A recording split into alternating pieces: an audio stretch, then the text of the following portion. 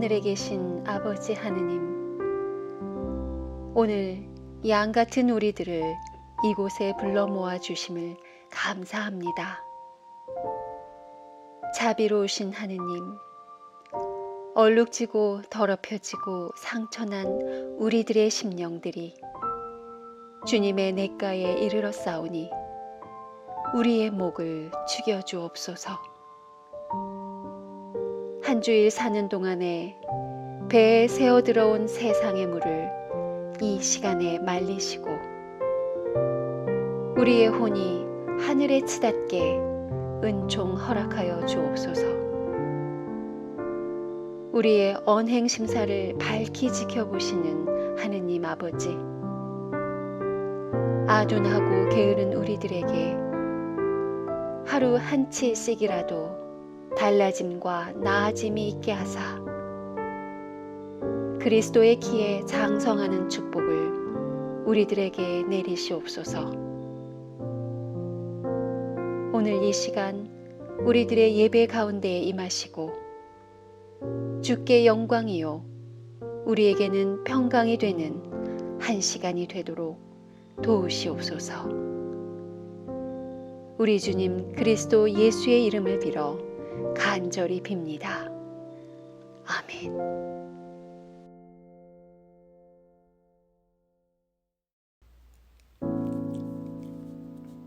야고보의 이름으로 보내진 거룩한 서신입니다. 사랑하는 형제자매 여러분, 여러분은 이것을 알아두십시오. 누구든지 듣기는 빨리 하고 말하기는 더디하고 노하기도 더디하십시오. 노하는 사람은 하나님의 의를 이루지 못하기 때문입니다. 그러므로 더러움과 넘치는 악을 모두 버리고 온유한 마음으로 여러분 속에 심어주신 말씀을 받아들여야 합니다. 그 말씀에는 여러분의 영혼을 구원할 능력이 있습니다. 말씀을 행하는 사람이 되십시오.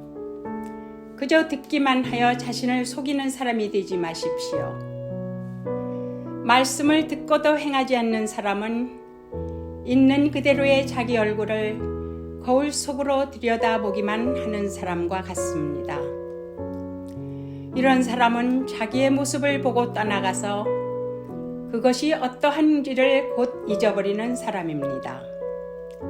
그러나 완전한 율법, 곧 자유를 주는 율법을 잘 살피고 끊임없이 그대로 사는 사람은 율법을 듣고서 잊어버리는 사람이 아니라 그것을 실행하는 사람인 것입니다. 이런 사람은 그가 행한 일에 복을 받을 것입니다. 누가 스스로 경건하다고 생각하면서도 혀를 다스리지 않고 자기 마음을 속이면 이 사람의 신앙은 헛된 것입니다. 하나님 아버지께서 보시기에 깨끗하고 흠이 없는 경건은 고난을 겪고 있는 고아들과 과부들을 돌보아주며 자기를 지켜서 세속에 물들지 않게 하는 것입니다. 주님의 말씀입니다. 하나님께 감사드립니다. 할렐루야! 하나님 아버지와 우리 주 예수 그리스도로부터 오는 은혜와 평강이 이 자리에 계신 모든 분들과 함께 하시기를 바랍니다. 오늘부터 5번에 걸쳐서 야고보서를 강해합니다. 시리즈 전체를 관통하는 주제로 그리스도인으로 산다는 것은 무엇을 의미하는가? 라는 질문을 던집니다. 이러한 질문을 가지고 교회력에 따라서 한 장씩 살펴보겠습니다. 야고보서는 행함의 서신으로 유명합니다. 행함이 없는 믿음은 죽은 믿음이다. 너무나 유명한 구절이죠. 이 말씀만 보고 사람들이 야고보서를 오해하는데요. 크게 3가지 오해를 짚고 넘어가 볼까 합니다. 첫 번째 오해는 흑백 논리입니다. 사람들은 믿음으로 구원이냐 행함으로 구원이냐 이렇게 구분하기도 합니다. 저도 청소년기에 이 주제를 가지고 친구들이나 전도사님하고 토론을 많이 했어요.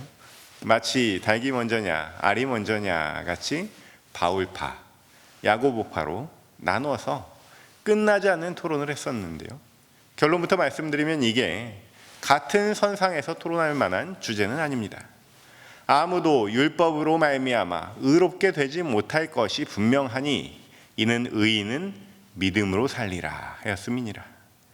예수 그리스도의 의가 십자가 보혈의 공로로 전달됐습니다. 이것을 믿는 믿음으로 구원에 이른다.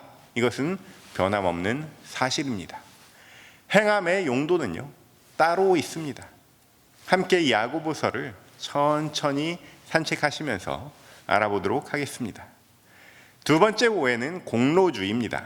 가톨릭은 공로를 강조하니까 야고보의 행함을 중요시한다.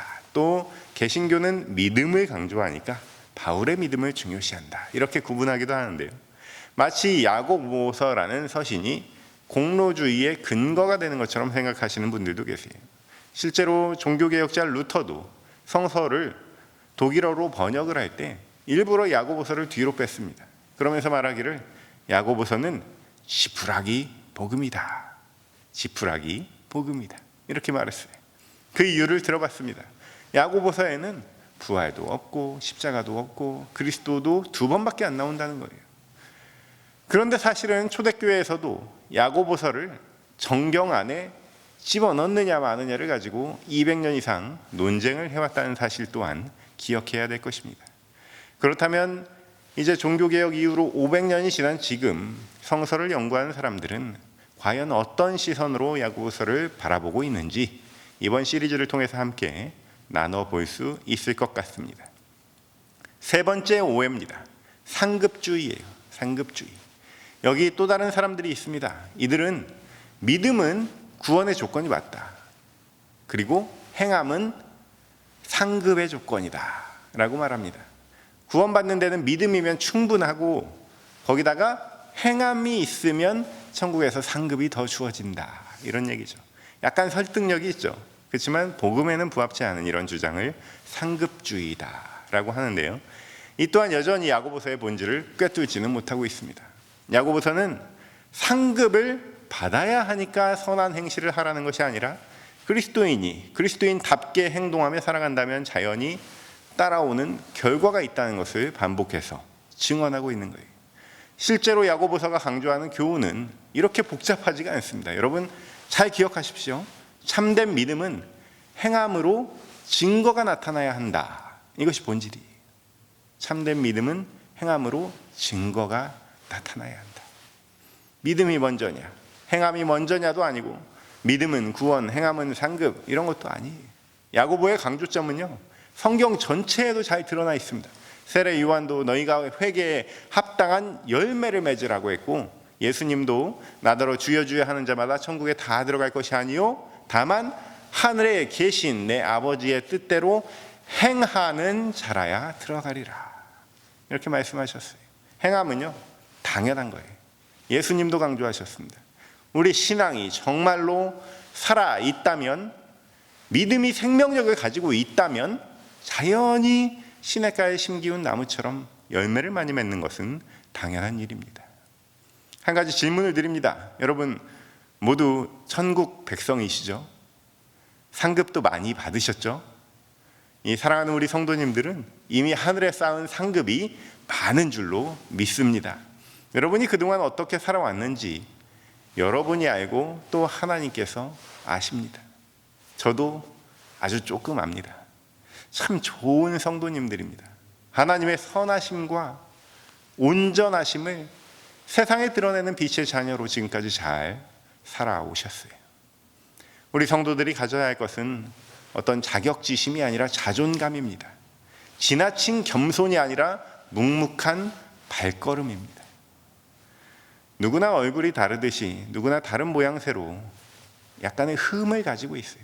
티를 가지고 있습니다. 그런데 그리스도인이라면요, 이 흠과 티에 몰입하는 것이 아니라 이러한 나의 부족함을 하나님께서 어떻게 도구로 사용하시는가, 이러한 기대와 감사를 가지고 살아가야 될 줄로 믿습니다. 하나님의 구원 역사를 찬양하면서 황소 걸음으로 믿음을 증거하는 인생, 바로 여러분이 지금껏 잘 살아왔던 그런 인생이고 세상에 주님의 영광 드러내는 인생인 줄로 믿습니다. 이러한 인생을 살아온 그리스도인들을 일컬어서 경건한 그리스도인이라고 합니다. 야고보는 이렇게 선별된 사간 생도들과 같은 경건한 이들을 향해서 잠들어 있지 않고 늘 깨어 있을 수 있도록 돕는 편지를 보내고 있습니다. 그래서 야고보서는 신약의 잠언이다 이렇게 불립니다. 지혜의 편지다 이렇게 일컬어지고 있습니다. 하나님의 전신 갑주를 입고 경건한 삶을 추구하는 신자들이 세상과 접점을 이루어서 살아간다면 과연 어떻게 살아가야 할 것인가, 이런 물음에 야고보서가 지혜를 더해주고 있습니다. 바울 서신 같으면요, 하나의 패턴이 있어요. 소문에 듣자 하니 너네 교회가 이러한 잘못을 하고 있다는데 그렇게 하면 안 된다, 이렇게 해야 된다, 이렇게 마치 영적 어린아이를 가르치는 듯한 내용으로 이어집니다. 이와 반대로 야고보서는요, 실제 사례나 어떤 들린 이야기를 가지고 훈계하는 것이 아니고 이를테면 이런 표현들을 사용해 가면서 뭔가 가정해서 가르칩니다. 특정 집단과 지역을 염두에 두고 하는 말이 아니라 보편 명령이에요. 믿는 사람이라면, 이미 구원 열차에 올라탄 경건한 그리스도인이라면 이 정도 보편적인 지혜는 가지고 살아가야 한다라는 영적인 명령입니다. 그래서 산상수훈하고도 많이 닮아 있는 서신이 바로 야고보서입니다. 사랑하는 성도 여러분, 저와 여러분은 신앙의 순례길에 초대받은 사람들입니다. 이 길을 걷는 동안 야고보서의 이 귀한 지혜의 메시지가 우리를 새로운 깨달음으로 인도해 주시기를 주님의 이름으로 축원합니다. 어떤 빌 게이츠 같은 큰 부자가 있었어요. 바다 여행을 떠났습니다. 최고급 호화 유람선이라고 소문난 크루즈 여행을 얼마쯤 하다가 갑자기 스톰을 만난 거예요. 비바람이 세차게 몰아칩니다. 처음에는 배가 조금씩 흔들리다가 나중에는 집채만한 파도를 타고 하늘 높이 올라갑니다. 그러다가 수십 피트 밑으로 그 큰 배가 털썩 내려앉습니다. 갑판에는 물이 차고 사람들은 아우성이에요. 이 사람은 평상시에 없던 신앙을 동원해서 하나님께 매달렸습니다. 이번만 살려주시면 제가 집을 팔아서 바치겠습니다. 그랬는데 평생 안 쓰던 신앙을 한 번에 몰아서 써서 그랬는지 힘이 있어서 금방 폭풍이 멎었습니다. 갑자기 거짓말처럼 아무 일도 없었다는 듯이 고요해지니까 사람 마음이 어떻겠어요? 생각이 달라지는 거예요. 아니, 저절로 멎을 건데 괜히 기도는 해가지고 이렇게 된 것이 아닌가. 집을 바치긴 뭘 바치나, 괜한 생각을 했구만. 이런 생각이 도달할 찰나에 갑자기 전원 스위치를 누른 것처럼 폭풍이 다시 시작됩니다. 본능적으로 이 부자는 다시 하나님과 거래를 하기 시작했습니다. 그러자 예상대로 즉시 폭풍이 멎습니다. 이렇게 천신만고 끝에 집에 돌아왔어요. 자초지종을 아내에게 설명하고 그때부터 시름시름 앓기 시작합니다. 속병이 난 거예요. 이거 아무래도 약속을 반드시 지키긴 해야 될 것 같은데 이 집을 바치자니 아깝고, 이리저리 궁리를 하다가 어느 날 변호사를 찾아가서 상의를 했습니다. 결국 의논 끝에 한 가지 묘수를 찾아냈나 봐요. 먼저 집을 판다고 광고를 했습니다. 많은 사람들이 몰려왔습니다. 그 집을 사려고 보니까 그 대궐 같은 주택 앞에 강아지 한 마리를 묶어놨습니다. 사람들이 궁금해서 저 강아지는 뭡니까? 하고 물었습니다. 주인 말이 제가 이 집하고 강아지를 1+1으로 같이 팔려고 내놨습니다. 이 강아지 값은 100만 불이고 이 집은 단돈 1불입니다. 이렇게 클로징이 돼서 집이 팔려가지고 하나님께 약속대로 집 한 돈 1불을 바친 다음에 혼자서 잘 먹고 잘 살았다더라. 이런 옛날 이야기가 있습니다. 오늘날 사람들은 지식과 지혜를 잘 사용한 덕에 만물의 영장이라는 지위까지 얻었습니다. 한마디로 똑소리 나는 사람들이에요. 하나님도 두 손 두 발 다 들게 만드는 저 부자의 번뜩이는 꼼수까지 큰 범위에서 세상적인 지혜라고 볼 수 있습니다. 이와 대조적인 야고보서의 지혜를 한번 살펴봅시다. 그러자면 우리가 가진 지혜부터 좀 재고해 봐야 돼요. 아니나 다를까 우리가 평소 생각하는 그 지혜하고 결이 다른 이야기로 오늘 본문이 시작되고 있습니다. 함께 읽어볼까요? 누구든지 듣기는 빨리 하고 말하기는 더디하고 노하기도 더디하십시오. 아멘. 오늘날 일부 사람들은 일부러 느린 생활 습관을 찾아서 연습합니다. 패스트푸드 대신 슬로우 푸드를 만들어 먹습니다. 사랑하는 가족이 오면 마트에서 간단히 사서 요리해 줄 수 있더라도 천천히 그리고 함께 원재료를 사서 만들어 먹는 것이 바로 정성이고 사랑이잖아요. 또 빠르게 달리기나 몰입하거나 수다를 떨거나 그런 즐거움도 있지만 동시에 느리게 걷기와 명상과 침묵의 가치도 발견하는 사람들이 점점 많아지고 있습니다. 하지만 우리 대다수는요, 여전히 이 느림에 익숙하지 않은 시대에 살아가고 있어요. 오늘 말씀대로 말하기는 더디하고 노하기도 더디했다가 눈 뜨고 코 베이는 세상입니다. 여기서 더디하라는 말 뜻을 찾아보니까 이 주저하라는 원뜻이 있어요. 주저하라. 좀 머뭇머뭇거리라는 얘기예요. 뜻대로 해석해보면 듣기는 귀 기울여서 정확히 듣고 말할 때나 화를 낼 때는 주저하라는 메시지입니다. 이제 시작입니다만 야고보는 이렇게 자꾸 듣기 불편한 말을 합니다. 그러나 인간의 역사는 불편함을 개선하는 발전의 역사입니다. 얼마 전까지 스타벅스에 가면 빨대 필요하세요? 라고 물어봤습니다. 사실은 듣기 불편한 말이에요. 근데 듣기 불편한 줄도 모르고 반사적으로 괜찮다고 대답을 합니다. 나는 지구를 살리는 사람이기 때문에 답이 탁 나오는 그런 원리죠. 사실은 그럴 줄 알고 물어보는 겁니다. 불편하라고 물어보는 것이 아니라 이 불편함을 통해서 지구를 살리려고 물어보는 것입니다. 이렇게 인간의 역사는 컵으로 먹다가 빨대로 먹는 그 편리함을 추구하며 발전했지만 다시 불편하기로 결정하는 의식 수준까지 발전하고 있습니다. 결과적으로 마음의 불편함까지 훌훌 털어버리는, 제거하는 궁극적인 발전을 이루었다고 볼 수 있습니다. 마찬가지로 야고보도 그럴 줄 알고 권면하는 겁니다. 불편하라고 지혜를 늘어놓는 것들이 아니라 이 불편함을 통해서 경건한 그리스도인으로 다듬어지도록 안내하는 것입니다. 경건한 그리스도인들 대부분은요, 이미 잘 듣고 조심히 말하고 화를 잘 다스리고 있을 것입니다. 그러나 언젠가 불쑥 옛 자아가 튀어나왔을 때를 대비해서 어떤 기준점을 마련해 두는 것입니다. 누구나 다 사연이 있고 누구나 다 터치하면 예민한 포인트가 있습니다. 저도 그래요. 그러나 세상 사람들은요, 그 사연이 무엇인지 알 수도 없고 관심도 없습니다. 그저 그 사람의 믿음의 열매가 저 정도구나 생각하고 스쳐 지나갈 뿐입니다. 장호준 목사님 따님이 언젠가 이런 얘기를 아빠한테 했다고 그래요. 그대로 읽겠습니다. 아빠, 초등학교 때 내가 왜 학교 앞에서 불량식품을 못 사 먹었는지 알아?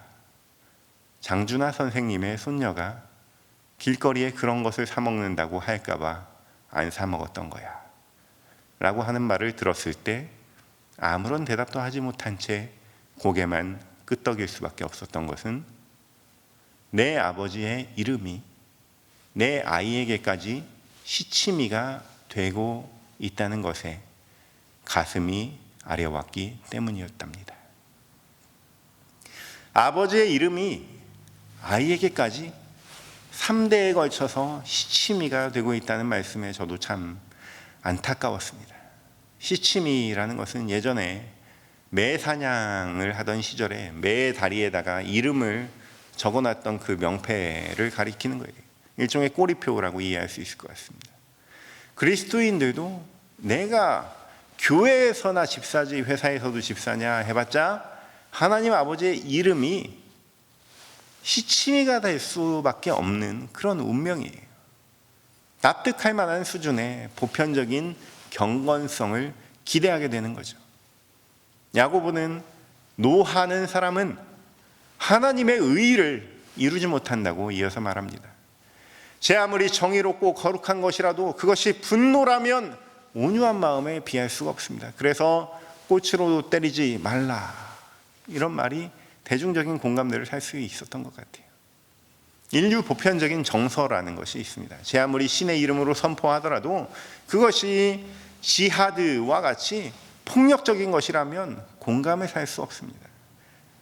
ISIS나 탈레반이 테러를 저지르는 것을 보고 설령 그들 개개인은 집에서 좋은 아버지, 온유한 남편일지라도 그들을 보고 저들의 신을 나도 믿고 싶다, 이렇게 생각할 사람이 있을지 의문입니다. 그리스도인들도 이와 비슷한 원리주의자들이 있습니다. 하나님의 말씀에는 사람의 영혼을 구원할 능력이 있지만 행함이 없이 그것을 듣기만 하면 자신을 속이는 사람이 된다고 오늘 본문은 말하고 있습니다. 우리는 원리주의자나 근본주의자가 아니지만 반면교사 삼아야 할 말씀입니다. 우리가 때마침 200일 공동체 성서 읽기를 마쳐가고 있습니다. 이제 화요일이면 200일 마지막 날입니다. 1년의 절반 이상을 함께 말씀의 은혜로 서로 어깨동무하고 달려온 그 공동체 여러분, 정말 모두 잘하셨습니다. 참 자랑스럽습니다.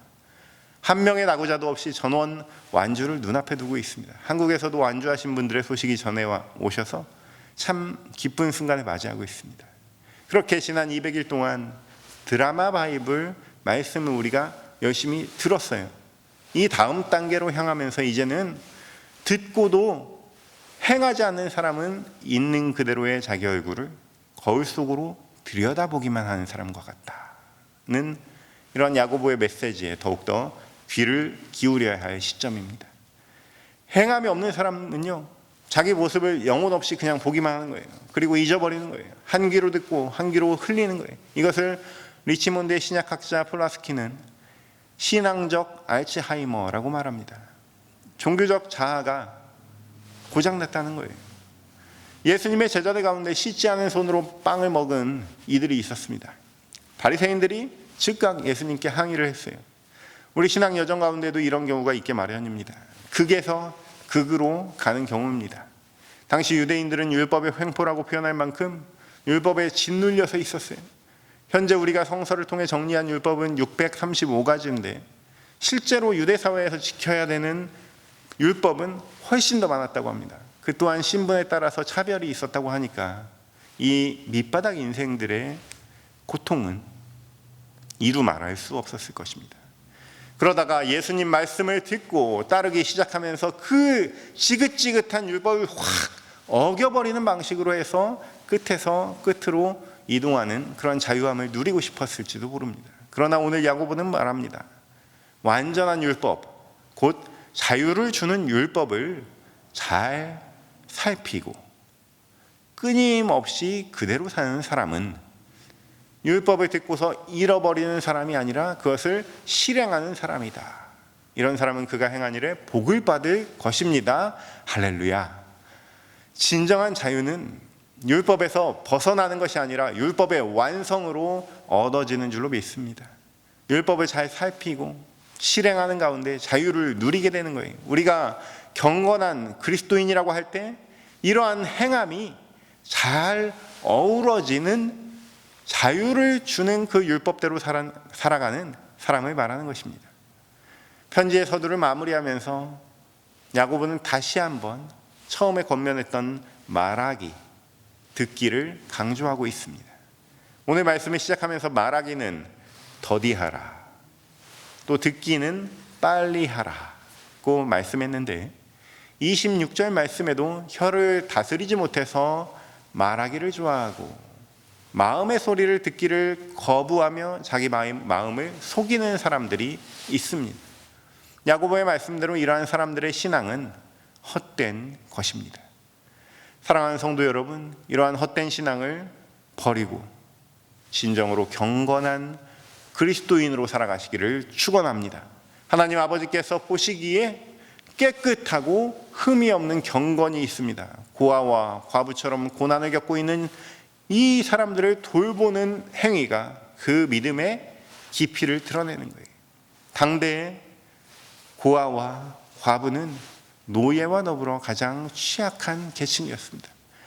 오늘날의 취약한 계층은 누굽니까? 고아와 과부를 비롯해서 더 종류가 많아지고 층이 넓어졌다는 것은 오늘날 우리가 당면한 아이러니가 아닐 수 없습니다. 상위 10%가 80%의 재산을 가지고 아쉽게도 우리 대부분은 20%의 재산을 놓고 아귀다툼을 해야 되는, 잠시라도 느리게 행동하면 취약계층으로 떨어질 수밖에 없는 불안한 세상을 살아가고 있습니다. 그럼에도 불구하고 가난한 사람들이 없는 가운데 서로 돕고 살아가는 모습이 있어요. 그 모습 가운데 저는 그리스도의 임재와 더불어서 참 경건의 빛을 느낍니다. 그들 가난한 사람이 아니라 우리 가난한 사람이라고 말할 수 있어서 어쩌면 감사한 일이 아니야. 나는 그들과 달라. 불쌍한 사람, 그들을 내가 높은 위치에 있는 내가 그들을 도와줘야지. 이렇게 자기를 속이지 마십시오. 또 실컷 도와주고도 서운함을 느끼게 하지 않도록 혀를 잘 다스리십시오. 한 대학생 선교팀이 시골 장날에 만나는 사람마다 나눠줄 선물을 가지고 지방에 내려갔습니다. 나름대로 뜻한 바가 있어서 그날은 아무 말도 하지 않기로 했다고 합니다. 색종이에다가 색깔별로 고맙습니다, 사랑합니다, 감사합니다 이렇게만 적어서 선물과 함께 나눠줬습니다. 그냥 색종이로 말을 대신하는 거예요. 그날 그 장터에 어떤 일이 벌어졌겠어요? 이 작은 선물을 받았을 뿐인데 상인들이 자기 물건들을 막 서로 나눠주고 손님들도 조금씩 구입한 물건들 꺼내서 서로 나누면서 왁자지껄 기쁨의 장터로 변했다고 하는 이야기입니다. 우리는 말이라는 것이 우리 주님 주신 이 일상의 사역을 돕고 있는 건지 가로막고 있는 건지 한 번씩 생각해 볼 필요가 있습니다. 사랑하는 성도 여러분, 혀를 잘 다스리시기 바랍니다. 또 스스로 자기를 지켜서 새 속에 물들지 않는 깨끗하고 흠이 없는 경건의 사람 되시기를 바랍니다. 여러분, 이 모든 경건의 중심에 딱 한 가지가 있어요. 말씀입니다. 말씀을 나를 드러내는 도구로 사용하는 것이 아니라 하나님의 의를 드러내는 참 경건의 도구로 사용하시기 바랍니다. 주님 주신 말씀대로 행하여서 풍성하게 열매 맺는 믿음의 사람, 경건의 사람으로 깊어지는 저와 여러분 되시기를 주님의 이름으로 축원합니다. 모든 지각 위에 뛰어난 하나님의 평강이 그리스도 예수 안에서 너희 마음과 생각을 지키시리라. 아멘.